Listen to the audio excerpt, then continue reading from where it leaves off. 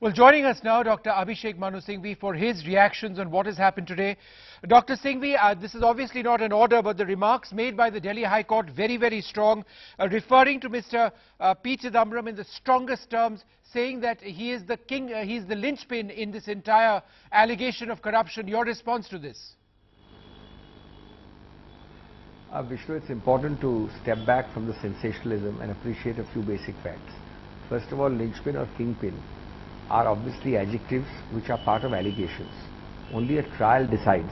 In a bail or a rejection of bail, they have no real meaning. But most important in a bail, you have to remember that the sole time Mr. Chidambaram is called by the CBI, sole is 6th of June 18, and he went. He's called by ED about 8 or 7 times. He goes each time. Total hours quizzed in these 10-12 times is 50 hours plus. He's on bail for 15 months. This very order is reserved, that means heard in January and delivered today. When we asked for a deferment of the order by 1 week, the learned judge decided that deferment request. Do you know at what time? 4:05 or 4 o'clock.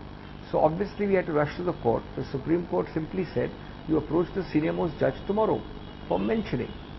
Now, tomorrow Chidambaram will approach the Supreme Court. One way or the other, he will get or not get released. There is a very strong possibility that he may still be arrested. Is that a concern for you presently? There was a CBI team at his residence. He wasn't there at his house. Is that something that's a strong possibility?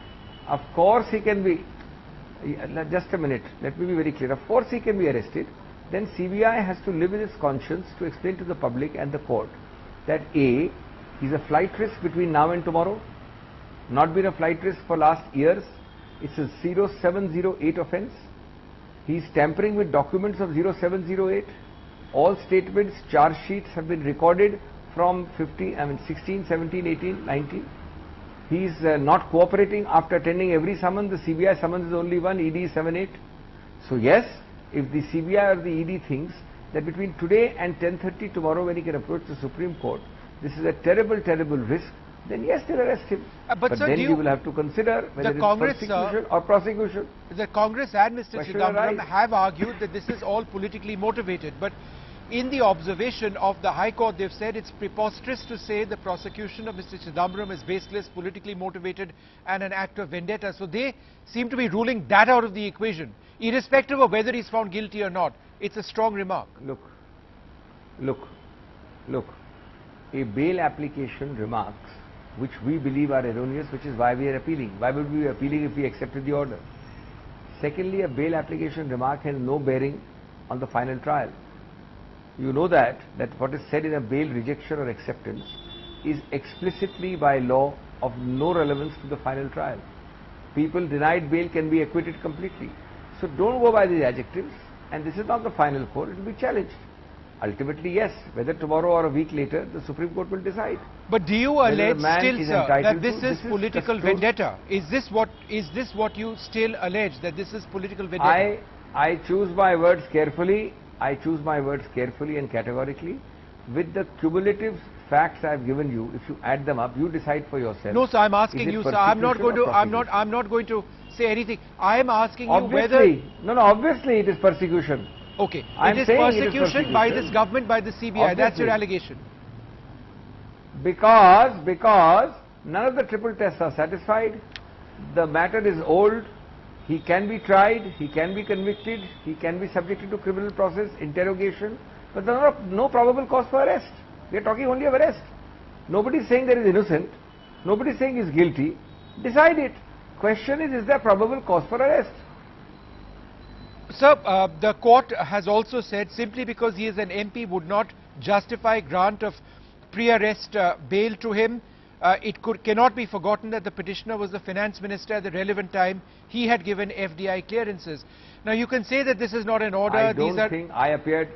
But sir, I'm just trying to understand that these remarks, sir, and I know that they are not valid in terms of an order. But the fact is they have been made. What does this point towards?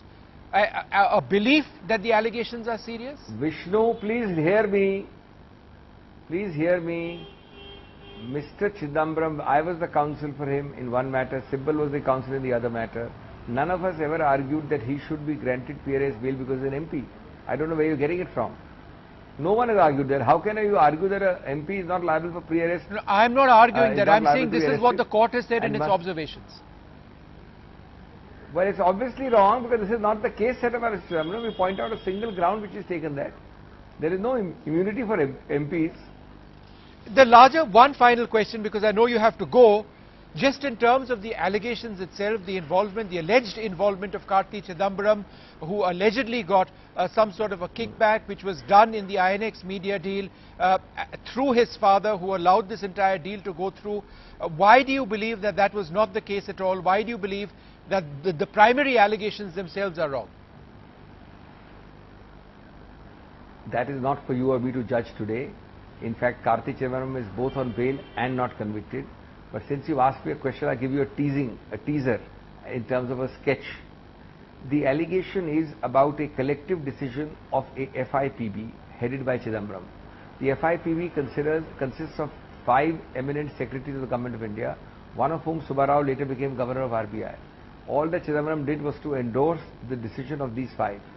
Now, if that collectivity can be said to be a kingpin, well then, I don't know what kind of evaluation you are doing.